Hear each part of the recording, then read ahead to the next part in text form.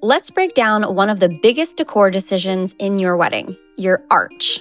Circle, square, panel, no matter what, each one brings a totally different vibe. So, how do you choose? Your arch isn't just a backdrop piece, it is a moment. So whether it's for your ceremony, a photo op, or your sweetheart table, picking the right shape totally sets the tone of your overall look.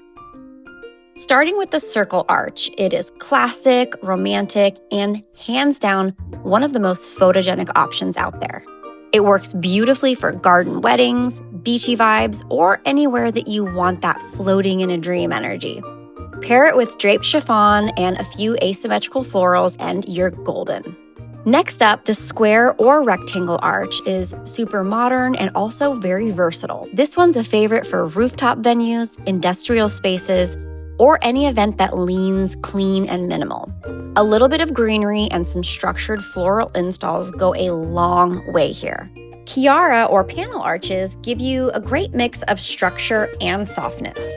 If you're styling with flowing fabric and bold florals like this, it can create a romantic, dramatic moment without feeling overdone. Oh, and if you really want to lean into romance, the heart-shaped arch is a total statement piece.